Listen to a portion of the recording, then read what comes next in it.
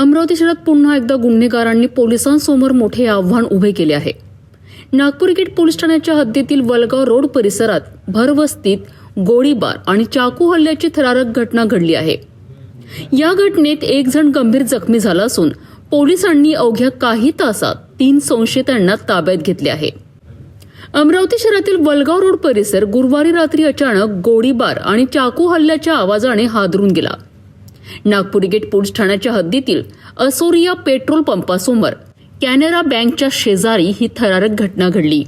प्रत्यक्षदर्शींनी दिलेल्या माहितीनुसार काही युवकांमध्ये अचानक वाद झाला। वाद इतका विकोपाला गेला की हल्लेखोरांनी थेट शस्त्रांचा वापर केला। यावेळी हवेत गोळी झाडण्यात आल्याची माहिती समोर आली असून एका व्यक्तीवर चाकूने हल्ला करण्यात आला। या हल्ल्यात एक व्यक्ती गंभीर जखमी झालाय। जखमीला तातडीने रुग्णालयात दाखल करण्यात आले असून त्याच्यावर उपचार सुरू आहेत। डॉक्टरांचे पथक त्याच्या प्रकृतीवर लक्ष ठेवून आहेत। घटनेची माहिती मिळताच नागपूर गेट पोलिसांसह गुन्हे शाखेचे पथक तातडीने घटनास्थळी दाखल झालेत। संपूर्ण परिसराची नाकाबंदी करण्यात आली आणि घटनास्थळाची बारकाईने पाहणी करण्यात आली।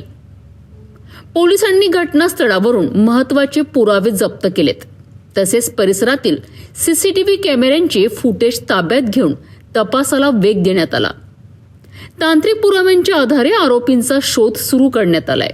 पोलिसांच्या जलद कारवाईमुळे काही तासातच 3 संशयित आरोपींना ताब्यात घेण्यात यश आलेत। तौसिफ, सुफियान आणि अरबाज अशी ताब्यात घेतलेल्या आरोपींची नावे असल्याची माहिती समोर आली आहे। सध्या नागपूर गेट पोलीस आणि गुन्हे शाखेकडून तिघांची संयुक्त चौकशी सुरू आहे।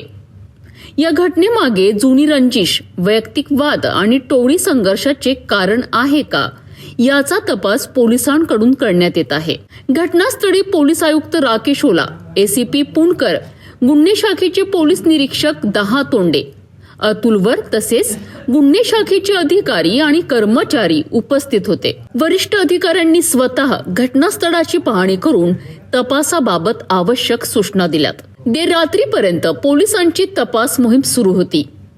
परिसरातील नागरिकांची चौकशी करण्यात आली असून सीसीटीव्ही आणि इतर तांत्रिक पुराव्यांच्या आधारे संपूर्ण कट उघडकीस आणण्याचा प्रयत्न सुरू आहे।